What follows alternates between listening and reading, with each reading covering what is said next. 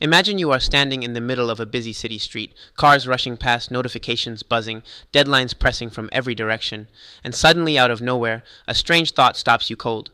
What if time is not what you think it is? Not a river flowing forward, not a clock ticking down, but something far stranger, far deeper, and far more personal than any of that. The Jewish tradition has been wrestling with this question for thousands of years, and the answer they arrived at is not what most people expect. It does not sound like a philosophy textbook, it sounds like a conversation with the universe itself.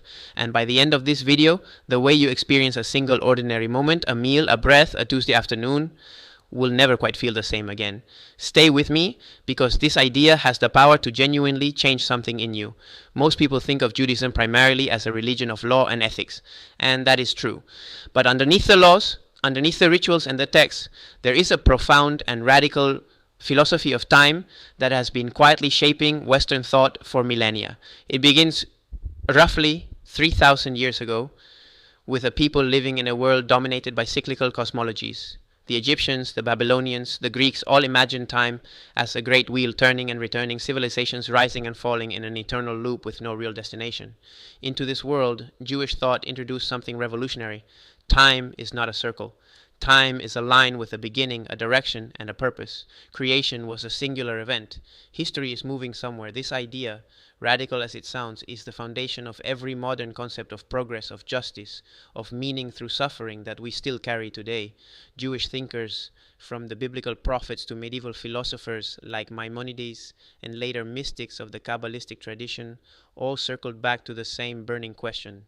If time is real and moving forward, what is its relationship to something that does not move at all? What is its relationship to the eternal? Here is where it gets genuinely fascinating. In Jewish thought, God does not exist inside time. God is not waiting for tomorrow or remembering yesterday. For the divine, there is no yesterday and no tomorrow. There is only an infinite, undivided present. The Hebrew word often used is olam, which scholars translate as both world and eternity. And that double meaning is not an accident. It points to something stunning. Eternity is not endless time stretched out forever. Eternity is the complete absence of time as a limitation. Now think about your own life for a second. You wake up Monday already carrying the weight of last Friday and the anxiety of next Wednesday. You are almost never fully here in the actual moment happening right now. The Jewish philosophical tradition would say that this is the core human struggle. We are temporal creatures trying to touch something eternal, and we feel the distance as longing, as grief, as the inexplicable sense that something is missing even when everything is fine. The Sabbath, Shabbat, is the most concrete example of this in everyday life. Once a week, Jews are traditionally called to stop, not to rest in a productivity sense, not to recharge for Monday, but to practice eternity, to step momentarily outside the forward march of time and simply be present in a way that mirrors, however imperfectly, the eternal now of the divine. Think about the last time you were so fully absorbed in a moment, a piece of music, a conversation, a landscape, that you completely forgot to check your phone. That forgetting, that dissolving of past and future into pure presence, that is the human approximation of what Jewish thought calls touching the eternal. The mystics called these moments a foretaste of the world to come, not a reward waiting after death, but a quality of existence that occasionally breaks through into this life when we stop running long enough to notice it. Not everyone agrees with this framework, and the tension is worth sitting with. The ancient Greek philosophers, particularly Aristotle, had a very different intuition. For Aristotle, time is simply the measure of motion. It is not moving toward anything meaningful, it just is. And eternity, in his view, belongs to the cosmos itself, not to a personal God standing outside creation. Then there is the Eastern philosophical challenge, particularly from certain Buddhist traditions, which would say that clinging to the idea of a meaningful direction in time is itself a source of suffering. The Buddhist framework is closer to the old cyclical cosmology in some ways, emphasizing release from time rather than fulfillment through it.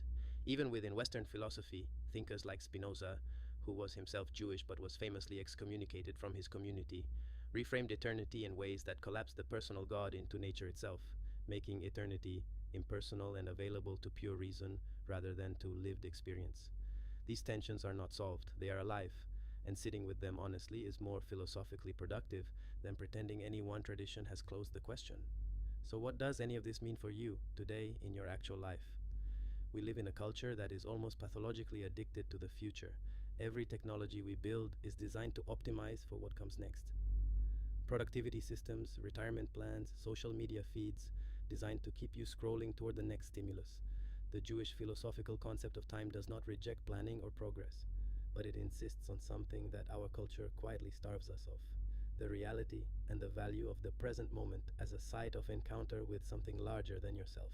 This is why practices like intentional rest, like unplugging, like marking the end of a week with a shared meal or a moment of silence, are not primitive holdovers from a pre-technological age. They are sophisticated technologies of attention. They are ways of training yourself to touch, even briefly, a mode of existence that time cannot erode. Here is the question I want to leave with you. If eternity is not endless time but the complete fullness of the present moment, then you have already touched it. You have already been there, in those brief, unguarded seconds when the future and the past went quiet. The real question is not whether eternity exists. The question is how rarely you let yourself notice it. Think about that the next time a Tuesday afternoon feels like nothing special.